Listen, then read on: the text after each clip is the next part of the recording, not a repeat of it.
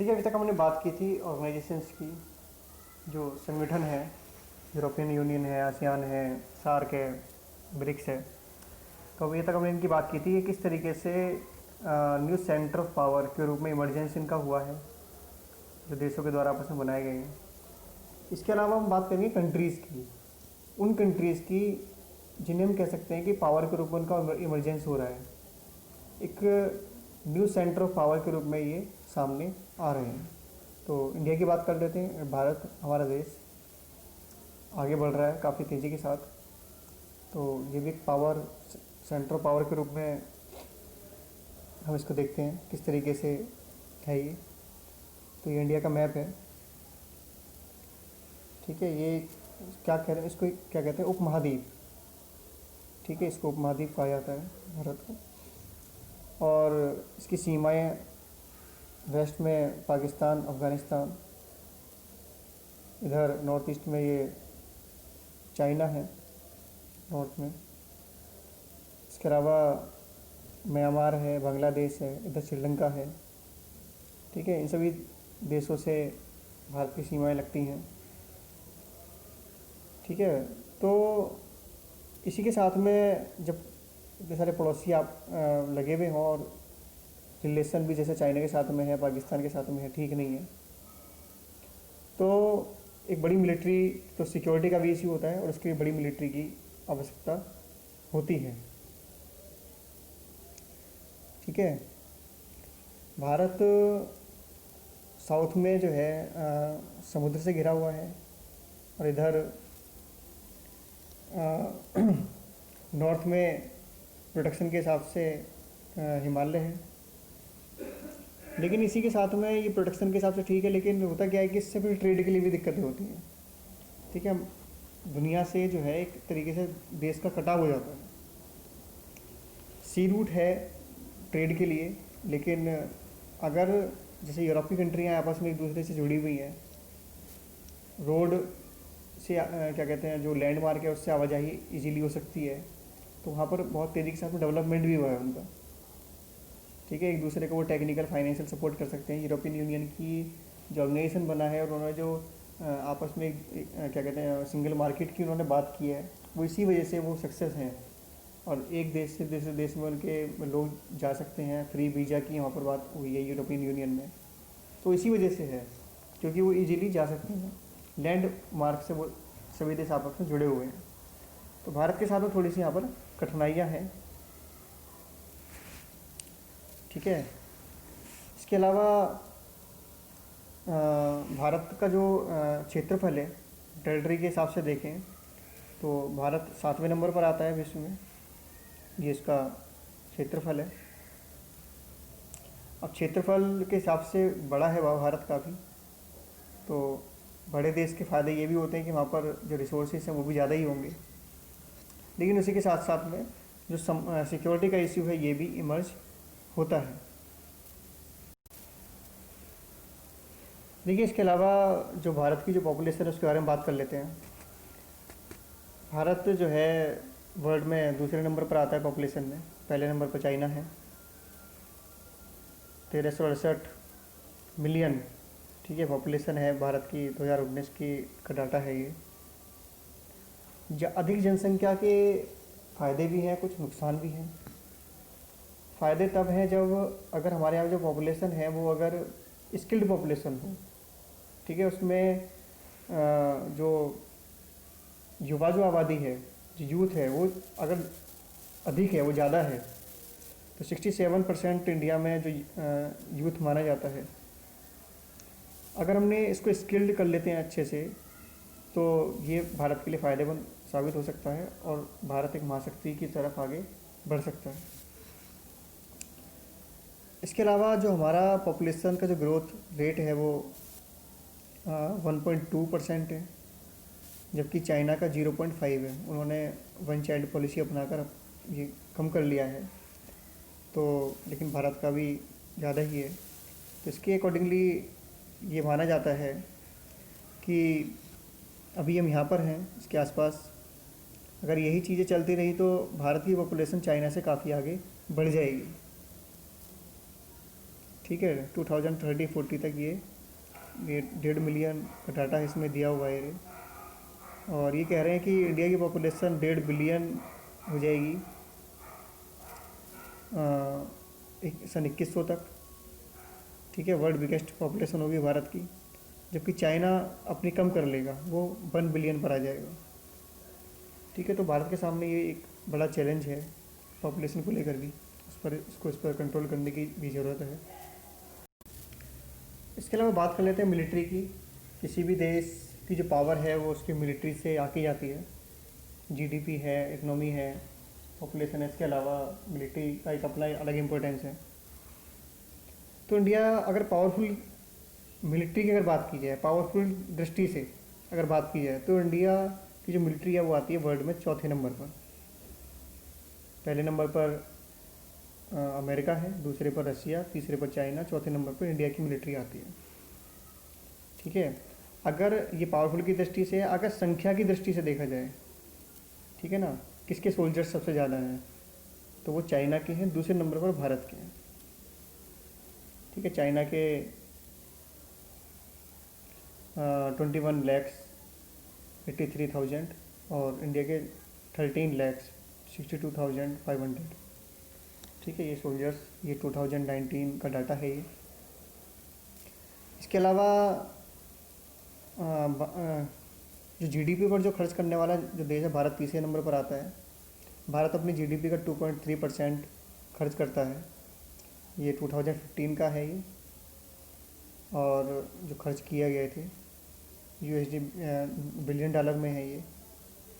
और 2030 का एक एस्टिमेटेड ये दिया हुआ है, यहाँ तक भारत पहुँच जाएगा। ठीक है, इतना खर्च करेगा। इसके अलावा न्यूक्लियर वेपन की अगर बात करें, परमाणु शक्ति, तो भारत एक परमाणु शक्ति संपन्न राष्ट्र है। हमारे पास न्यूक्लियर वेपन तो हमने अभी जैसे कि दिया हुआ है डिप्लॉयड, तो हमने तैयार करके नहीं रखे हैं, क्योंकि भारत ने ये कहा है कि जो न्यूक्लियर पावर का इस्तेमाल भारत जो है वो शांति कार्यों के लिए करेगा। ठीक है, अपने डेवलपमेंट के लिए करेगा। ठीक है, और इसका फर्स्ट इस्तेमाल नहीं करेगा। जब कोई देश हमारे ऊपर अटैक करेगा तभी हम उसका जवाब देंगे। तो भारत अपनी तरफ से फर्स्ट अटैक नहीं करेगा। इसके अलावा भारत ने जो एनपीटी थी उसके ऊपर भी सिग्नेचर नहीं किए हैं। 1968 में जो थी उसको भारत ने भेदभावपूर्ण बताया है। इसके अलावा ये कहा गया था, ये एनपीटी जो थी कि इससे पहले जिनके पास न्यूक्लियर वेपन है उन्हीं को ही परमाणु शक्ति संपन्न राष्ट्र माना जाएगा। इसके बाद जो भी न्यूक्लियर वेपन का टेस्ट करेंगे उन्हें परमाणु शक्ति को उनको रिकॉग्नाइजेशन नहीं मिलेगी। इसी वजह से भारत ने, क्योंकि 1974 में टेस्ट किया था, उसके बाद में 98 में किया था अटल बिहारी वाजपेयी के टाइम में, पोखरण में उन्होंने टेस्ट किए थे, तो उसके बाद की है ये, उसके बाद में किए थे, तो भारत को रिकॉग्नाइजेशन नहीं मिली।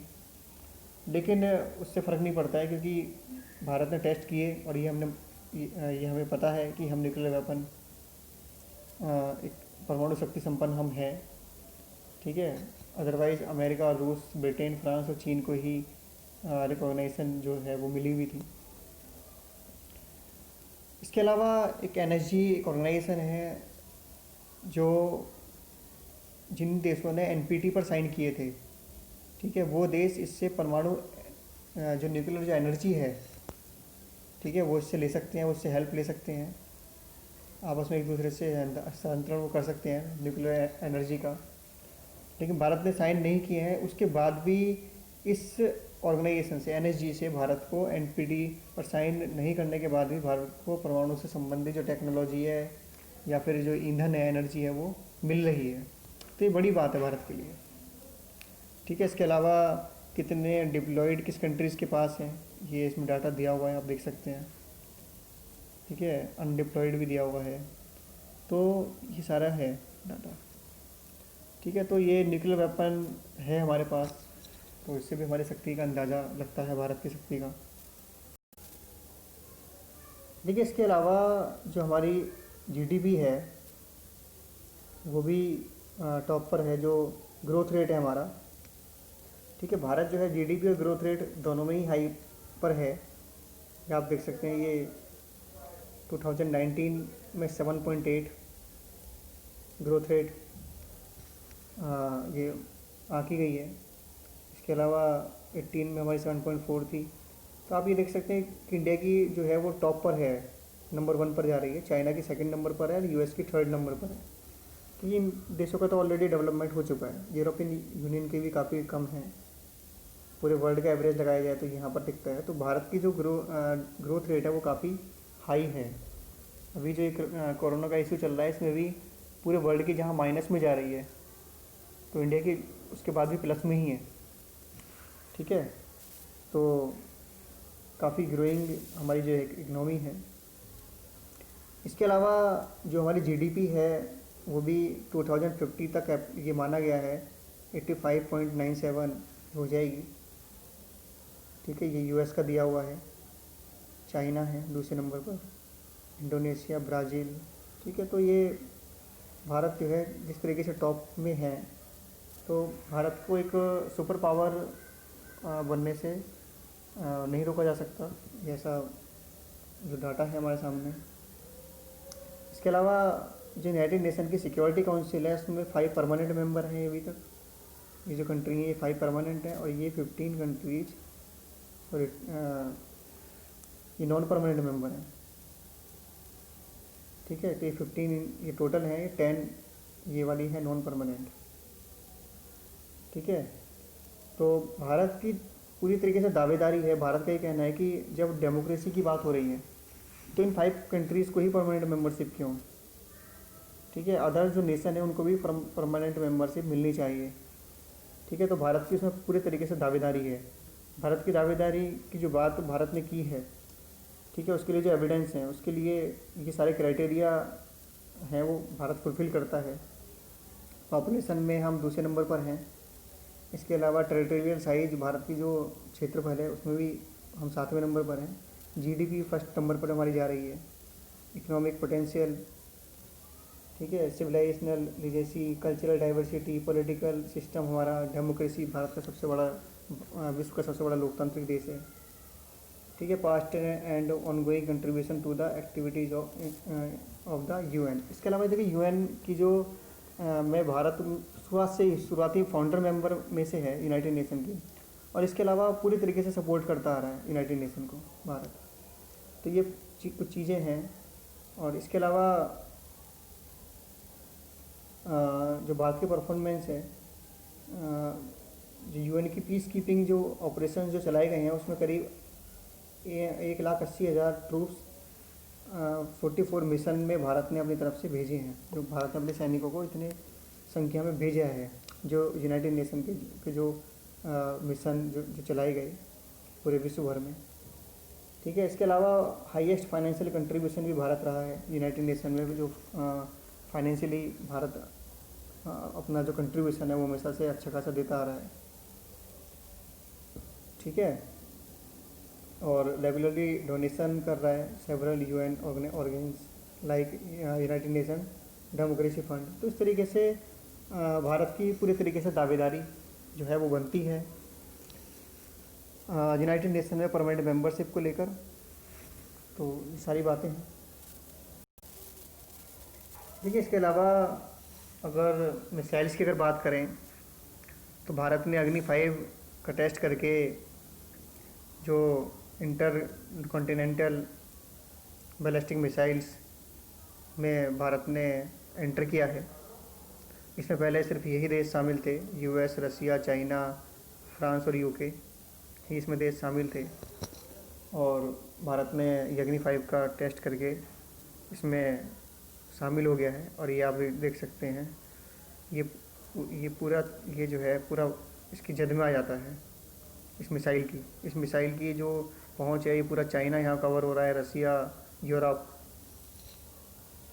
ठीक है, तो ये भारत के लिए बड़ी अपॉर्चुनिटी है और ये साबित करता है कि हम एक सुपर पावर की ओर हमारा रुख बढ़ रहा है।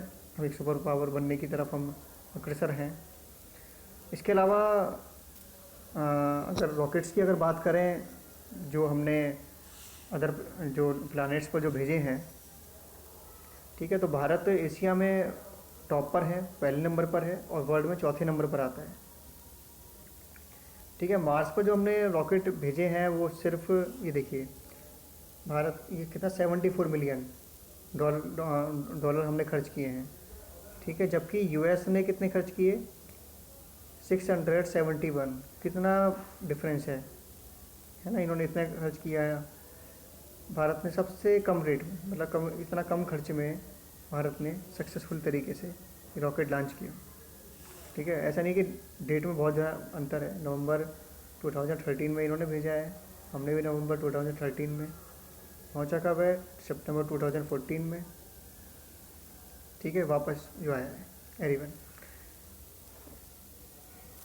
ठीक है, एरिवन इन मार्स। ठीक है, तो इस तरीके से देखिए ये सारी चीज़ें ये साबित करती हैं कि भारत एक महाशक्ति बनने वाली जो पूरी जो जो चीज़ें हैं, चाहे इकोनॉमी की बात करें, चाहे मिलिट्री की बात करें, चाहे स्पेस की बात करें। ठीक है, भारत हर मामले में टॉप पर है। चाहे हम डेमोक्रेसी की बात करें, हर चीज़ में भारत एक टॉप 5 में हम कह सकते हैं, या कुछ चीज़ों में टॉप 1 पर भी है, टॉप 3 में भी है। तो इस तरीके से मतलब टॉप मोस्ट कंट्रीज़ में भारत आता है। ठीक है, एनर्जी की अगर बात करें तो एनर्जी हमारे पास जो सोलर एनर्जी है वो पूरी तरीके से भरपूर है। भारत उसकी तरफ काफ़ी काम कर रहा है, और एक सौर ऊर्जा संगठन भी बनाया गया है, जिसमें जो देश कर्क रेखा और मकर रेखा के बीच में आते हैं, मध्य में आते हैं उसके, तो इन देशों ने एक संगठन बनाया है। ठीक है, तो ये देश यहाँ पर उसमें डिस्कस करते हैं कि किस तरीके से सोलर एनर्जी को बढ़ावा दिया जा सकता है। इसके अलावा भारत एक बड़ा सर्विस सेक्टर के रूप में उभर कर सामने आया है। हमारे जो साइंटिस्ट हैं, इंजीनियर्स हैं, टेक्नीशियन हैं, मेडिकल लाइन में जो डॉक्टर्स हैं, ठीक है, वो पूरे वर्ल्ड में अगर देखा जाए तो टॉप में हैं। ठीक है, सर्वाधिक संख्या में हैं और पूरे विश्व में हर जगह फैले हुए हैं। अमेरिका की सिलिकॉन वैली की अगर बात करें तो वहाँ पर सबसे ज़्यादा संख्या में लोग भारत से ही हैं। सुंदर पिचाई हैं जो कि गूगल के सीईओ हैं। तो इस तरीके से भारत हर क्षेत्र में आगे है। इसके अलावा हमारा जो योग का जो है बाबा रामदेव का, तो वो प्रोग्राम भी काफ़ी, जो योग दिवस जो है ये भारत की तरफ से ही प्रपोज किया गया था और उसको पूरे विश्व ने एक्सेप्ट किया। तो योग दिवस के रूप में उसको जो है बनाया जाता है। इसके अलावा सॉफ्ट पावर के रूप में अगर देखा जाए तो पूरे मिडिल ईस्ट में भारत में जो बनी हुई जो मूवीज़ हैं उनको बड़े शौक़ से देखा जाता है। तो ये सारी बातें हैं जो भारत को एक महाशक्ति की और एक सुपर पावर बनने की ओर अग्रसर करती हैं। देखिए, हमने ये बात की कि क्या किस तरीके से वो पॉजिटिव एस्पेक्ट हैं जिससे भारत एक महाशक्ति के रूप में उभर कर सामने आ रहा है। लेकिन इसी के साथ सिक्के का दूसरा पहलू भी है, कुछ चैलेंजेस भी हैं जो हमको फेस करने पड़ रहे हैं। ठीक है, तो वो भी बहुत ज़रूरी है। जब तक उनको भी हम जब तक वो भी सॉर्ट आउट नहीं होंगे, वो भी ख़त्म नहीं होंगे, वो चैलेंजेस जो हैं, तब तक हम सुपर पावर बनने की बात जो है वो सिर्फ एक दिखावा मात्र होगा। ठीक है, तो उनके बारे में थोड़ा डिस्कस कर लेते हैं। देखिए, पावर्टी जो गरीबी है, जो अमीरी गरीबी की खाई है, वो भारत में बढ़ती जा रही है। ठीक है, तो ये अपने आप में बड़ा एक हम कहते हैं, एक तरफ तो हम कह रहे हैं कि सुपर पावर बनने की तरफ हम बात कर रहे हैं, दूसरा ये जो चैलेंज है ये बहुत बड़ा चैलेंज है अपने आप में। इसके अलावा जो कम्युनल जो वायलेंस जो भारत में हुई है, चाहे वो सिख दंगा हो 1984 का, ठीक है, जो धर्म के नाम पर जो विवाद हुए, जो लड़ाई झगड़े हुए, मारकाट हुई, काफ़ी सिखों को जो है इसमें मारा गया। ठीक है, तो ये बड़े इश्यू हैं। इसके अलावा 1992 का जो अयोध्या का जो मामला था, इसमें भी काफ़ी पूरे देश भर में हिंसाएं हुई। तो इसके अलावा 2002 का गुजरात का जो गोधरा कांड है, ठीक है, तो ये भी, तो ये सारे जो कम्युनल वायलेंस है ये देश के ऊपर एक धब्बे के समान है। ठीक है, ये इस तरीके की हिंसाएं नहीं होनी चाहिए। इसके अलावा जो नक्सलवाद है ये भी काफ़ी प्रभावित कर रहा है हमारे डेवलपमेंट को। ये पूरा रेड गलियारा है, ठीक है, ये पूरा नक्सल प्रभावित क्षेत्र है ये, और ये कम्युनिस्ट आइडियोलॉजी पर ये विश्वास रखते हैं, और ये घात लगाकर जो अटैक करना उस तरीके की ये पॉलिसी अपनाते हैं। और इन लोगों ने जो मिलिट्री है हमारे उन पर काफ़ी बार इन्होंने अटैक किए हैं, तो काफ़ी हमारे जो सोल्जर्स हैं उसमें मारे गए हैं, तो ये भी बड़ा इश्यू है। इसके अलावा भारत जो है करप्शन में भी काफ़ी आगे है, ठीक है, टॉप 10 करप्शन स्कीम्स, क्योंकि अगर ये पैसा अगर भारत के डेवलपमेंट पर खर्च हो, अगर ये करप्शन का जो पैसा है, तो भारत बहुत आगे बढ़ सकता है, ठीक है। चाहे वो कॉइल एलोकेशन स्कीम हो, 2G स्पेक्ट्रम आप लोगों ने सुना होगा, काफ़ी उछला था ये विवाद, वक्फ बोर्ड लैंड स्कीम था, कॉमनवेल्थ गेम, ठीक है, इसमें बहुत बड़ा घोटाला हुआ था। इसके अलावा तेल की स्कीम है, सत्यम स्कीम है, हर्षद मेहता है स्कीम, ठीक है, फोर्डर स्कीम, हवाला स्कीम, बफर स्कीम, ठीक है। तो ये सारे हैं, इन वजह से जो भारत का जो डेवलपमेंट है, ये जब तक करप्शन ख़त्म नहीं होगा, ठीक है, तब तक हम एक डेवलपमेंट की बात नहीं कर सकते, तब तक हम ये नहीं कह सकते कि भारत आगे बढ़ रहा है या सुपर पावर की तरफ हम आगे बढ़ रहे हैं। देखिए, इसके अलावा जो हमारे पब्लिक इंस्टीट्यूशंस हैं, चाहे वो यूनिवर्सिटीज़ हैं, चाहे वो पुलिस डिपार्टमेंट है या सिविल सर्विसेज हैं, चाहे वो हमारी कोर्ट है, ये भी सभी जो है पतन की तरफ जा रहे हैं, ठीक है ना। इनका भी इनका हरेस हो रही है, डिक्लाइन हो रही है इन सब की, ठीक है। यूनिवर्सिटीज़ की अगर हम बात करें तो 251 से लेकर 300 का जो ग्रुप है, इसमें आती हैं हमारी universities. IIT science Bangalore, IIT Bombay आती है 351 से 400 वाले ग्रुप में, IIT दिल्ली आती है 501 से 600 वाले ग्रुप में, ठीक है। IIT कानपुर आती है 501 से 600। तो इस तरीके से हमारी, इसके अलावा जो बाकी की यूनिवर्सिटीज़ हैं, तो वो किस ग्रुप में आएंगी, वो कौन से नंबर पर आएंगी, आपको इसका अनुमान लगा सकते हैं, ठीक है। तो हमारे यहाँ जो एजुकेशन का लेवल है वो काफ़ी बहुत ज़्यादा पिछड़ता जा रहा है, ठीक है। तो ये भी एक बड़ा ड्रॉबैक है हमारे, हम बात करते हैं कि एक सुपर पावर की हम बात कर रहे हैं। इसके अलावा जो हमारा पुलिस डिपार्टमेंट है या टैक्स डिपार्टमेंट है, वो पूरी तरीके से करप्शन में डूब चुके हैं, ठीक है।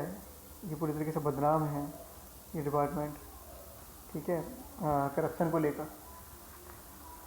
इसके अलावा जो सिविल सर्वेंट्स हैं, ठीक है, उनमें भी जो रिसर्च हुई है उनमें ये माना गया है कि 40% जो सिविल सर्वेंट्स हैं उनको पॉलिटिकल जो लीडर्स हैं उनके द्वारा हैरेस किया जाता है, चाहे वो ट्रांसफ़र को लेकर हो, चाहे वो उनके प्रमोशन को लेकर हो, ठीक है, वो हैरेस होते हैं उनके द्वारा। कोई भी अच्छा एक जो सिविल सर्वेंट है, ठीक है, जो बहुत, जिसके मन में एक सपना है कि देश को एक तरक्की की ओर ले जाने का, देश को एक डेवलपमेंट की तरफ ले जाने का, ठीक है, वो यहाँ पूरा नहीं हो पाता है, क्योंकि जब तक पॉलिटिकल जो लीडरशिप है, जब तक वो अच्छी नहीं होगी, ठीक है, जब तक उसका साथ नहीं होगा तब तक वो भी कुछ नहीं कर सकते हैं, क्योंकि एक अच्छे जो सिविल सर्वेंट्स हैं उनका ट्रांसफ़र बहुत इजीली कर दिया जाता है, ठीक है, सच्चाई को दबा दिया जाता है।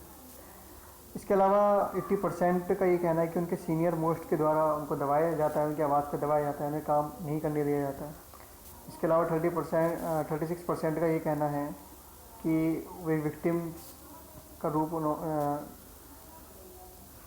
रूप में उनका जो है हैरेसमेंट इन सर्विस हुआ है, तो ये भी बड़ा धब्बा है। इसके अलावा जो हमारी कोर्ट हैं, जो हम ये कहते हैं कि चलिए न्याय की हम बात करते हैं, तो न्याय कहाँ से होगा, ये देखिए आप 3.3 करोड़ ऑलरेडी केस पेंडिंग है। टोटल जो हमारी कोर्ट हैं उनमें 3.3 करोड़ केस मायने रखता है।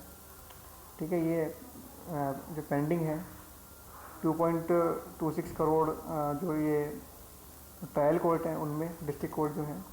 इसके अलावा 45 लाख केस जो है वो हाई कोर्ट में है। पूरे भारत की बात हो रही है। ये 65,893 केस पेंडिंग है सुप्रीम कोर्ट में। और 10 लाख की पॉपुलेशन पर सिर्फ 13 जज आते हैं। ठीक है, ये रेशियो है। तो इस तरीके से हम नहीं कह सकते हैं कि हमें, क्योंकि डेवलपमेंट तो ये नहीं कि हमारे पास न्यूक्लियर वेपन है, हमारे पास अच्छी मिसाइल्स हैं, हमारे पास मिलिट्री में भी अच्छे हम आगे बढ़ रहे हैं। ठीक है, इकोनॉमी में आगे बढ़ रहे हैं, लेकिन ये और भी बाकी सब जो सेक्टर हैं इनमें भी हमको आगे बढ़ना होगा। चाहे वो एजुकेशन का लेवल हो, चाहे वो हमारी जुडिशरी हो, पुलिस डिपार्टमेंट हो, इन सब में भी तब तक सुधार नहीं आएगा तब तक हम सही मायने में हम डेवलपमेंट की बात नहीं कर सकते हैं। ये आप देख सकते हैं कि अभी भी जो कोर्ट में जो वैकेंसीज़ हैं, ठीक है, वो खाली पड़ी हैं। 26% जो पोस्ट हैं, ठीक है, वो खाली पड़ी हैं, उनमें जज ही नहीं है। जब जज ही नहीं होंगे सीट्स पर तो फिर कहाँ से केस फाइनलाइज होंगे, केस आगे हम कहेंगे कि उनका निपटान हो रहा है। ठीक है, स्टेट वाइज ये दिए हुए हैं जो वैकेंसीज़ हैं। इसके अलावा जो अमीरी गरीबी की जो खाई है, ठीक है, वो बढ़ती जा रही है, काफ़ी बड़ा गैप है। ठीक है, देखिए 1% ऑफ द रिसोर्सेज, ठीक है ना, सिर्फ 1% के पास है। ठीक है, 51.5% रिसोर्स किनके पास है? सिर्फ 1% लोगों के पास है। ठीक है, उसके बाद के 4% जो है उनके पास 17.1% रिसोर्सेज उनके पास हैं, 4% के पास। तो आप इस तरीके से आप देख सकते हैं बाकी के जो 60% जो गरीब लोग हैं, पुअर जो लोग हैं, उनके पास रिसोर्सेज का सिर्फ 4.7% भाग आता है। मतलब ये आप समझ सकते हैं कि आधे से अधिक रिसोर्सेज जो है ये सिर्फ 1% लोग जो है वो इंजॉयमेंट कर रहे हैं टोटल पॉपुलेशन का, और 60% जो पॉपुलेशन है वो सिर्फ 4.7% जो रिसोर्सेज हैं इनके हिस्से में आता है। तो एक बड़ा गैप है। हम नहीं कह सकते हैं फिर इस सब चीज़ों को कि हम एक डेवलपमेंट, हम सुपर पावर की हम बात करें तो ये इसके अलावा अनस्टेबल नेबर, अस्थिर पड़ोसी। जब तक विवाद बने रहेंगे पड़ोसी देशों से, तब तक हमारा ध्यान उनकी तरफ बटा रहेगा, डेवलपमेंट की तरफ हमारा ध्यान नहीं जाएगा। ये जो आप बाउंड्रीज आप देख रहे हैं, ये जो रेड वाली है ये क्या डिस्प्यूटेड है जो बाउंड्री है ये। ठीक है, और ये वाला जो एरिया है ये सब ये डिस्प्यूटेड है। इस पर अरुणाचल प्रदेश पर चाइना अपना हक जमाता है। इसके अलावा सिक्किम को वो इंडिपेंडेंट स्टेट कहता है, वो कहता है कि ये स्वतंत्र राज्य है, देश है। इसके अलावा ये जो रेड वाली है ये डिस्प्यूटेड है। ठीक है, इस पर भी चाइना अपना हक जमाता है। तो इस तरीके से ये पड़ोसियों से भी काफ़ी, जो पड़ोसी देश हैं उनसे ये प्रॉब्लम्स बनी हुई हैं। ठीक है, जो भारत के विकास में आड़े आती हैं। इसके अलावा ये दूसरा मैप है, इसे भी आप समझ सकते हैं। ये इस पर चाइना अपना क्लेम जमाता है, इस पर अभी हमने देखा। ये क्या लाइन ऑफ कंट्रोल है ये। ठीक है, और ये पाकिस्तान के ये हिस्से, ये पाकिस्तान के पास है, इसका कंट्रोल जो है ये पाकिस्तान के पास है। हमारी जो अभी जो मिलिट्री खड़ी है वो यहाँ पर इस लाइन पर खड़ी है। ठीक है, भारत कहता है कि हम इसको लेकर रहेंगे, इस पर भारत अपना हक जमाता है, पाकिस्तान अपना हक जमाता है। इसके बारे में हम पढ़ेंगे नेक्स्ट बुक में। तो ये सारे इश्यूज हैं जो पड़ोसी देशों से बने हुए हैं।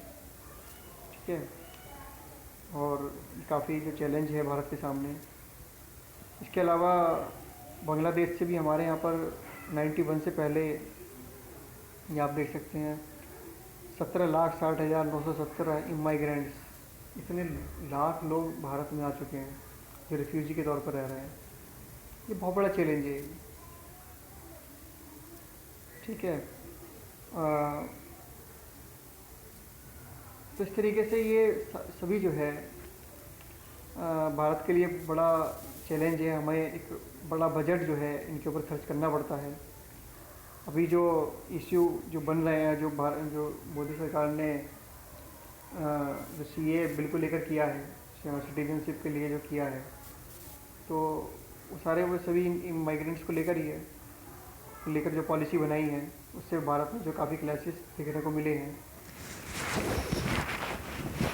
ठीक है, तो सारी चीज़ें हैं, जब तक इन सभी समस्याओं का समाधान नहीं होगा तब तक हम नहीं कह सकते हैं कि हम एक सुपर पावर की तरफ हम आगे बढ़ रहे हैं, कि हम सुपर पावर अपने आप को पूरे तरीके से नहीं कह सकते हैं।